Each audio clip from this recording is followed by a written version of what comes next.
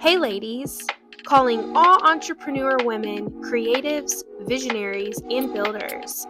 This is your host, Holly Wright, and welcome to the Her Podcast. Hey ladies, thanks again for listening to the Her Podcast. Super honored and excited to introduce today's guest speaker. She is local in Vegas, but from California. Also a former Miss United States and just beautiful. I love everything that you stand by and represent.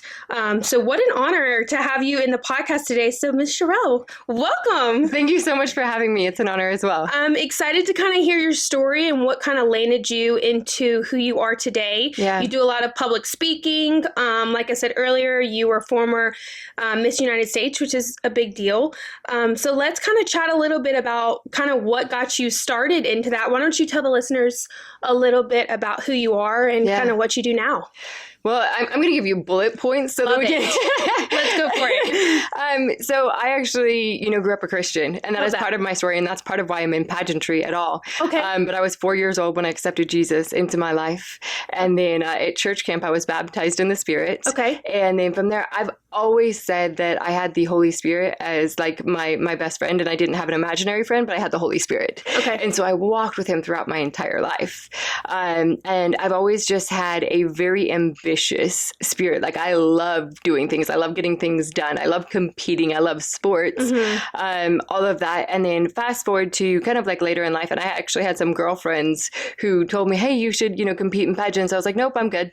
And I never really wanted to. Yeah. It wasn't something like I grew up, it's like I saw you them weren't and I like thought it was in the beauty industry. Because I feel like a lot of girls, either they know what they're kind of just brought into it. They are. Their parents put them in it, and my parents didn't at all. It just wasn't a thing. For us.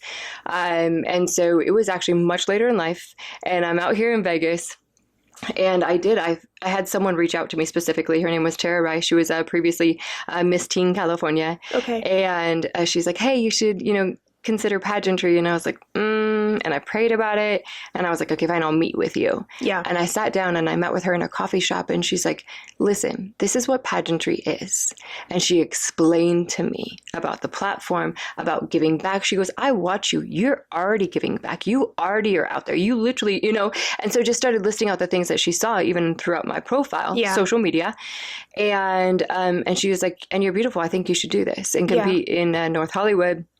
And she did a great job of presenting it. And so my heart started to change because I had an idea about pageantry. I think we have like a lot of, especially me, like I kind of grew up watching it on TV. Yeah. But you think it's all about beauty. Yeah. But even if you watch movies or actually sit down and watch the whole process, like what their speeches they give and the nonprofits and things they give back, it's so much more than outer. It's more inner. Exactly. And I feel like people forget that because they just think. And that's what drew me to it. Yeah. Yeah. Because I was like, I don't want to sit here and everything to be about aesthetics. Like I don't want to live in that world. I'm sorry. That's just not my space. Some people are wonderful at that, but I love being sporty spice too. Yeah. I love having no makeup on, going for a run, like that's not like, I don't even have my nails done, like I'm not constantly in that space. I love beauty. I love the pampering. I love those things, but it's part of me. Yeah. It's not all of me.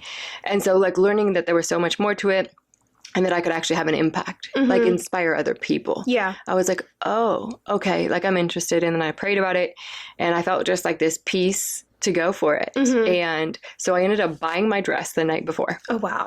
I used an interview dress I already had. Yeah. I remember the color. Even it was a red interview dress, like, it was conservative but cute. And I ended up going and competing for Miss North Hollywood and I won. That's amazing. That was my very first pageant ever. And then from there, it just continued. And then I sat with God and I was like, I want to win a state and a national title.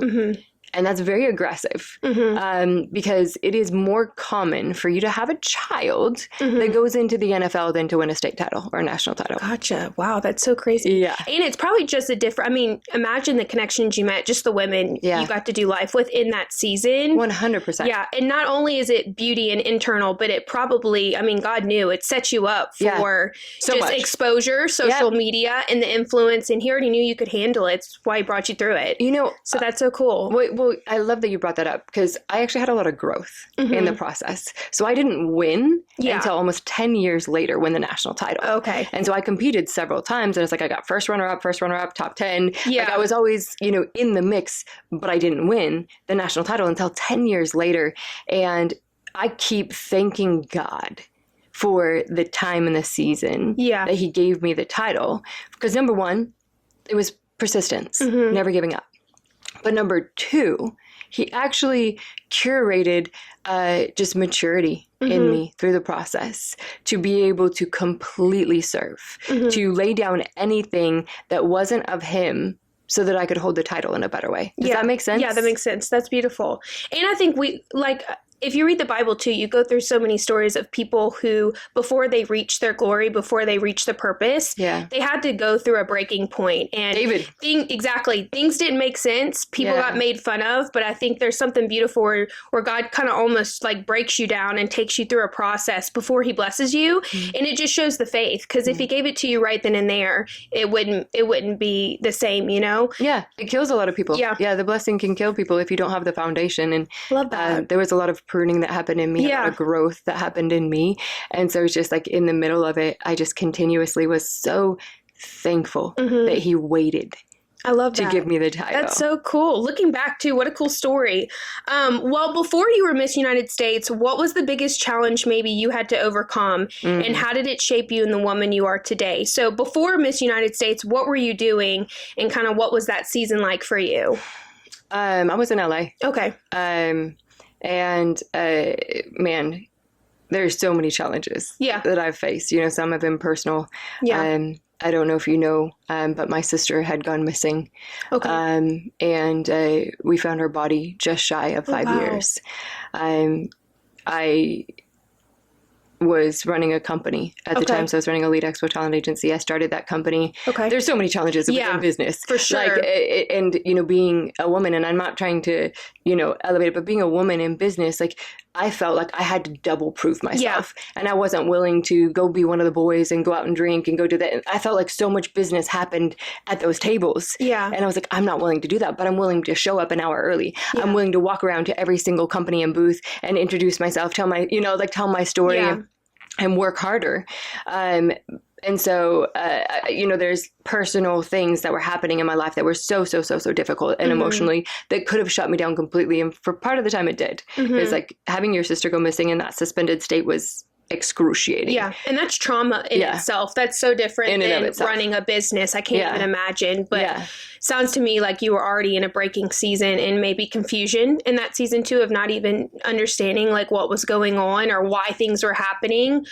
I don't know if it was as much confusion, but it's more just like kind of, God, what are you doing? It was more like in that season for me personally, like I had to dig into my faith because it was the first time, because since I did grow up a Christian, I didn't feel God because I was grieving so deeply. And I had to, for one of the first times in my life, I had to go to him and be like, you promised me you would never leave me or forsake me. I actually had to do battle with the word of God because I felt such pain and such grief because there was, we would get like a phone call, hey, we're sending out cadaver dogs to see if we can find her, and like people, well-meaning people were like, have hope that she's alive, have hope that she's alive. And it's like, do you realize what that would do to me if I wasn't every single minute of my life searching for her, if I thought that she was still alive? You know what I mean? Like just those different things. And so I actually had to dig in, and in that season as well was another season of pruning. Yeah. Like God was like, okay, you quoted the word, but I need to now come to you and prune some of these things off you. He's like, this can't go into the next season. This can't go into the next season. That's good. So actually was a pruning season for me as well, which was weird because I'm like, I don't need that. I need the comforter right now. I don't need to be pruned. I feel like we all feel like that too. Like it's one thing to say you have faith and believe in God and the seasons are good. Yeah. But it's another thing when you actually walk through fire and then it really checks your spirit too. That's kind of how I've been when I've gone through really hard seasons. I grew up in a really, really dark home. And so growing up, still going to church, still Christian, but going through hell when I get home. Yeah. And it's like, it's this weird thing that it's like, all right, God, like I trust you have faith, but it's one thing to put in the work. Yeah. And actually, that part. Yeah. It is. And it's different. And it's different. And like, it's different for everyone too. Not weirdly, but like he used, because he promises in Romans 8:28 that he'll turn every single thing around for good. And for me, like he was able to turn that into something, because the enemy wanted to destroy me in that moment. Like I wanted to sit down and not do life. I mean, it makes sense, because look at your calling now. Look at what you're leading, people now, conferences, events. You have a voice. God's given you a voice. And there's nothing more that the devil wants is just to mute that. And correct. I look back too and I'm like, oh my gosh, I'm doing a podcast now, but it makes sense because we have a voice. And I feel like so good. They know that. And the devil knows that. And everyone has purpose, but I feel like that's what it sounds like to me. He was out to destroy you. And it's such a beautiful thing. Yeah, you went through hell, but at the same time, like, look what he's doing. Yeah, but God. Yeah, but God. Exactly. What are some misconceptions people have about pageants? Let's go back to pageants. Yeah. That people may have. We talked a little bit about like people just think it's all beauty and the perfect body and the glam. Yeah. But when you were in it, what are some things that you're like, oh my gosh, like this is powerful? Honestly, I remember, because something that they do that some people don't know is like when you actually have specific walks, like they will be kind of giving a little bit of your resume, so to speak, and you've submitted your resume, and I'm backstage and I'm listening to how many countless hours of social like work that people have done, of charity work that people have done, of giving back in philanthropy, the dollars they've raised. And I'm sitting like, I was like, oh my gosh, this girl should win. Oh my gosh, this, just like hearing their stories and hearing how much dedication they have to their community, like it really made me fall in love with these women. It wasn't like, hey, I do 5 hours of, of total. It was like, no, this is my life and this is what I invested. Yeah. It's like, standing here in 500 hours of community around this specific cause. And it just stopped me. And I was like, wow, I have so much admiration for these women and these girls. So cool. So I think that was one piece. And then, another piece is there was in Houston, I don't know if you remember, there was a huge flood. In Houston. And like my heart was like moved because I was talking to some of my friends and they're like, Sharelle, the stuff isn't getting to us. Like people's cars are broke down. They can't get to the donation centers. Like we need help. Like the houses are rotting, and people are living in them. And so I like put something out there. Another friend of mine connected with me from church in LA, and all these things came together. Someone donated a moving truck. We filled like a moving truck with tons and tons and tons of donations. And a ton of it was due to pageantry. Yeah. Like I had pageant sisters and pageant queens, like the little misses bringing tubs of toys. And like all of this came together and someone drove it down. A few of us flew down. We helped, we distributed stuff. We helped demolish homes to FEMA standards. But that was part of pageantry. And I got to see like the sisterhood rally behind me. I was like, I was willing to do the work. Throw on the community behind it. Exactly. That's so cool. Because I think a lot of people, misconcept, especially when you're watching, TV and you just hear a girl give a speech and you're thinking like, oh, wow, that's a cool speech. Like she's making a move. But really there's so much going on behind that I feel like should be elevated in pageantry. Right. Because it isn't, always about beauty. It isn't. And we have like a term for the people who just do it for the title and just for the beauty. We call them pageant patties. I'm dead. Because, there are people that's all they just want the fame. They just want the title. Like it has nothing to do with actually impact. And so, that does exist, so that's probably why there are some, stigmas, but there's so much more to it. I love that. That's so cool. Well, how did being Miss United States impact your confidence, self-worth, and personal growth? Sounds to me like you've always been a go-getter, confident, entrepreneur, but was there something that clicked in you in that season that you're like, okay, you know what? After this, like now I know my calling, now that I know what I'm called to do, what was it that kind of like boosted your confidence, self-worth, or just personal development? Yeah, no, that's a great question. For me, it's refining. Okay. So I would have to say that I like run after things. Okay. And I'm not necessarily like one of the hardest portions of competition for me was actually stage. I actually had to learn to walk gracefully. Like I had to put in the work. Like slow down. Well, it was all of it. Like I didn't want to go up there and be like a show off. Like I didn't want to perform. Yeah. I did not. Like that was my least favorite. Like I wanted to talk in interview. Yeah. I wanted to tell you who I am. I wanted to tell you what I was going to do, but I didn't want to just go up there and like flaunt my body. Yeah. I didn't want to. And so it was a process for me to go up and just be proud of the physical fitness and the work and the dedication that I put in, that I wasn't willing to starve myself, that I was willing to train hard and be an example for other women.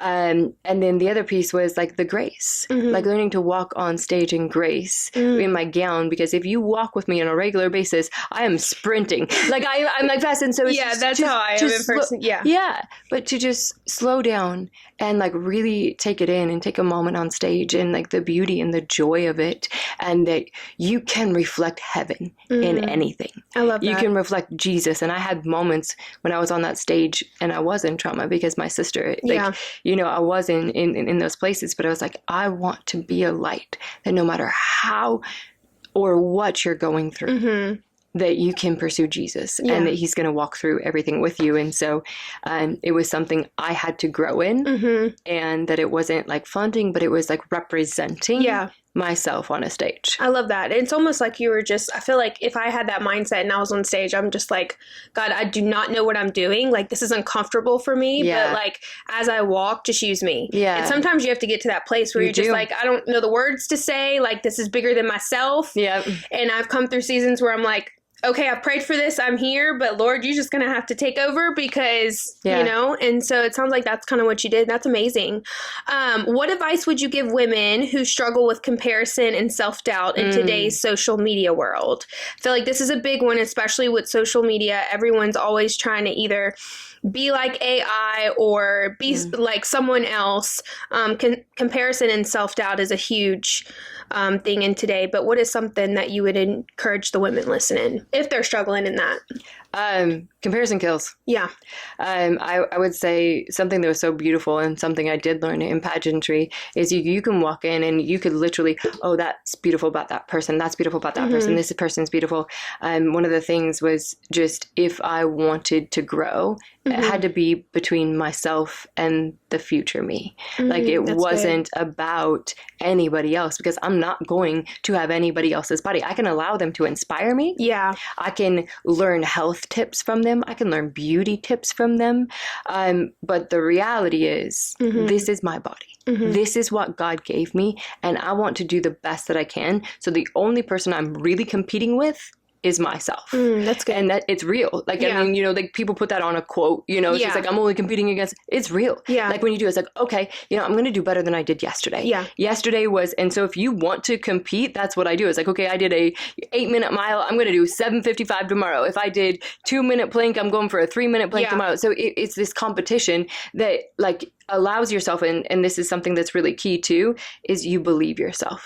So you start setting a goal, you believe yourself, you believe your word, and that translates to everything, because a lot of people aren't people of their word. Yeah. No. And so being a person of your word to yourself, first and foremost, and to God, and then the people around you, changes you. Yeah. And so then you're not worried about everybody else. You're not worried about comparing, you know, the beauty. And it's no one's perfect. I love that you said that earlier too, is just finding something good in someone and noticing it. Because that's something years ago when I was, you know, coming out of women's ministry into businesshood, but always surrounded myself with women. I feel like when you're younger, it's so, I mean, comparison comes and goes with different ages, but I remember learning that mindset and that skill because to be like, I had a really hard time, you know, having friends, meeting new people, building a women circle around me. And that was just a season of my life. And now it's like overflow. Yeah. But I just remember meeting people and I'm like, you know what? I'm, instead of judging and comparing or,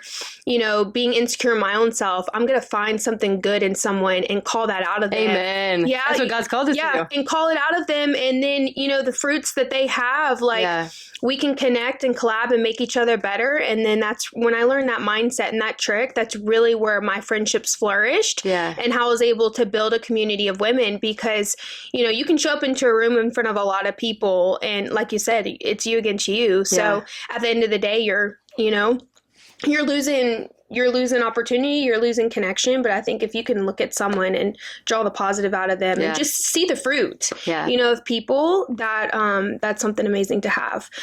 Looking back, what is one piece of advice you would give your younger self before stepping into Miss United States, or also just the entrepreneur you are today? I would just reaffirm and confirm to keep God at the center. Always. Yeah. Because that's the thing that is most worth it. Because, no title, no company, no business, the hardships you endure, nothing is worth it without God at the center. And to know that you can be a light in the middle of anything. Because in business, I got to, mentor. I got to, give money. I got to bless people. I got to inspire people. Yeah. And I think that that's what's really important is you keep God at the center and he'll use you wherever you go. I love that. That's so beautiful. How did you transform? So let's talk a little bit. Now you're an entrepreneur. You put on events. You're on a TV show. You do all the things. You have a beautiful voice and God's using you tremendously in the marketplace, just with social media. How did you transform from pageants into like entrepreneur? Was there, you said you're running a business in LA, but what kind of was the stepping stone or what transitioned you into who you are today? Because now you're known as like a Christian speaker. You're putting on events in your home. Like that's a huge movement. So what was like the shift? I think it was kind of always like side by side. Okay. Throughout all of my life, because I've always been an entrepreneur, like in my spirit and in my heart. So it's like always innovating, always, putting something together. If God put it on my heart, like I'm going to figure out a way to put it together.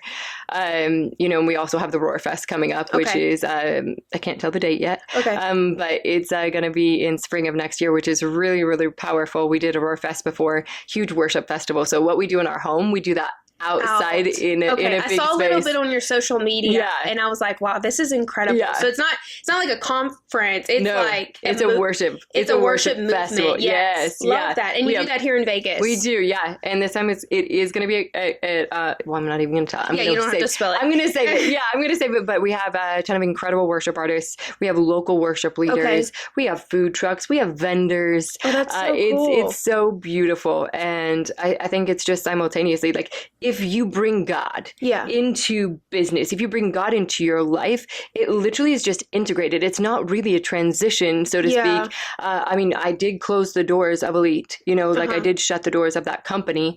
But, everything else still exists, within like what God's called me to do. So it's partly business and it's partly ministry. Yeah.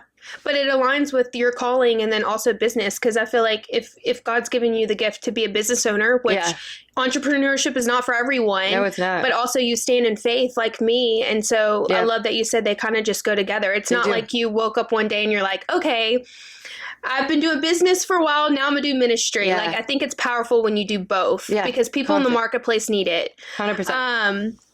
What lessons from competing in pageants have helped you with business? So let's go back. You said doing life with all these girls. What are you still connected with them today? Like, how did that kind of come together?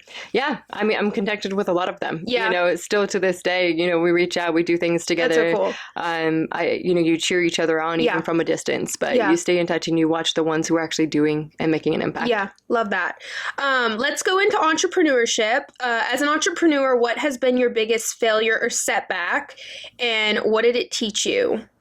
I feel like owning your own business and running your own business, there's a lot of setbacks. Yeah. But was there a moment where maybe you feel like you had failed, but really years later, you're like, okay, God was just setting me up?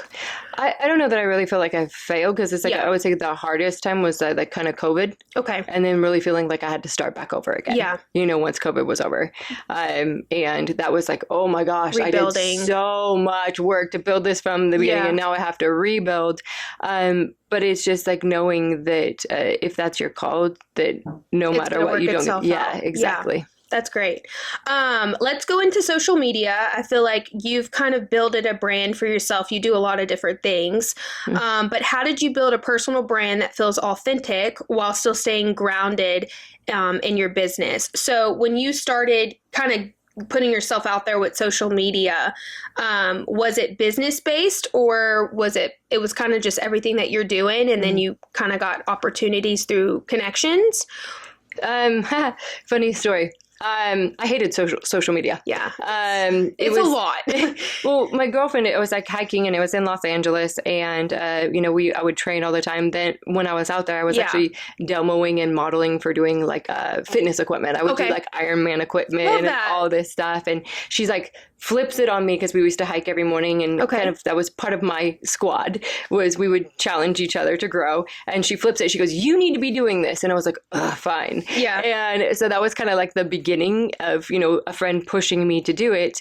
And what I saw on social media was one thing. And I was like, that's not me. Mm-hmm. Like, I'm not there to just be this item. I was like, I if I'm going to do it, it has to be authentic. And then they're talking about scheduling your content and doing this. And I was like, that's not me either. I was just like, in my moment, when I like feel like I want to share something, when I want to inspire, when I, want to celebrate someone, love on my friends, love on my family, promote another company, that's when I'm going to do it. So I just made the decision up to be transparent. To be authentic in life throughout social media. And so what you see on there is what you get. And sometimes you'll if you scroll through, you'll see me crying, you'll see me sobbing, you'll see like the rough, a lot of times on my Facebook, and now it goes strictly to Threads, but, I will give verses or statements from the Bible that help me because I'm going through something. Mm-hmm. It's like, man, someone else is probably going through the same thing. So I will share that. Yeah. Because it's like in this moment, I'm in so much pain, but I need to declare that God is good. And so that's really what it is. It's just an authenticity of what I've been going through. I love that. And I feel like nowadays, especially we've got so much social media now. I mean, that's what I do for work. And so I'm always just saturated with it. But the trends and, a certain kind of look. You do a great job by it. Thank you. A certain kind of look you have to look like, or just the filters and just all the things.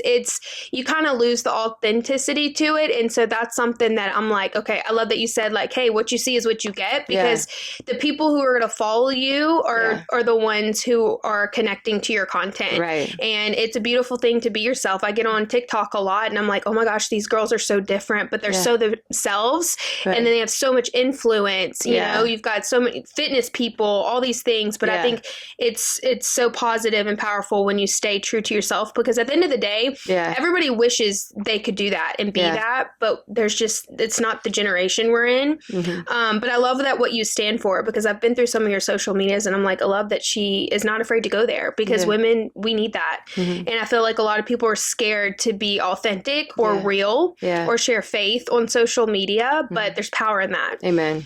Well, as we're ending this podcast, if you were mentoring women who maybe want to start a business out of their passion, what are 3 things they should focus on their first year? Habakkuk 2:2. Okay. Write the vision and make it plain. Okay. So one of the big things is that people have this passion, they have these desires, but if you don't map it out really well, then what happens is you'll get redirected and then you get exhausted along the way. Okay. So that's number 1. And then write your why. Love that. Why are you doing it? Mm-hmm. Because like you said, in entrepreneurship, there's going to be bumps, there's going to be hardships. And if you don't have a really deep why, it can cause you to stop. It can cause you to fail.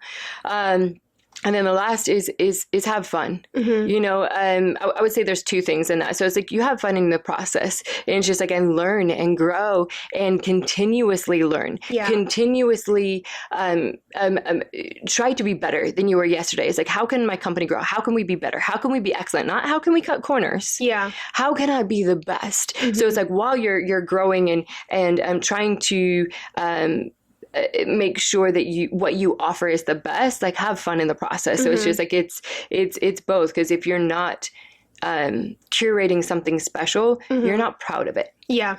And then people aren't going to buy something that you're not proud of, because people buy you. That's what I've learned over the years. Like, it's one thing to run a business, but also you need to be passionate about what you do. Like, I'm super passionate about what I do. I like creating businesses. I like branding people. I like taking something that's nothing and making it extraordinary. Yeah. And so that's my why. I keep going. But I feel like a lot of people, like you said, it's so true. Like, they get to the season where things are just so hard. And a lot of entrepreneurs fail and go back to the 9 to 5 because they don't have the vision, they don't have the why and the root of why they do what they do. Yeah. Because it's not always rainbows and butterflies, trust me. There's seasons where it is phenomenal, and then there's going to be seasons of growth where it's just massive. Yeah. So, love that. Well, thank you so much just for sharing your story and your heart on today's podcast. Super honored to have you in the studio and just kind of be real and influence the women that are listening, and grateful to know you. Excited for what's to come. I look at your social media a lot and I'm like, oh my gosh, like a powerful powerhouse woman in Vegas. Like that's what we need. And that's what I strive for. So I appreciate your vulnerability and just kind of being your true self and not being afraid of sharing the gospel. And it's really cool to see your journey, kind of where you came and the platforms you were on, and to see what you're doing now. Like, that's a dream, and that's, like what you said earlier, but God. So honored to have you today. And for the ladies who are listening, make sure to connect with her. Sharelle will be on our Instagram and YouTube. Follow her, connect with her. She puts on amazing events, a huge voice around our world through social media. So Ms. Sharelle, thank you for being here. Thank you for having me. It's been an honor. Thank you, ladies, for listening, and tune in next week.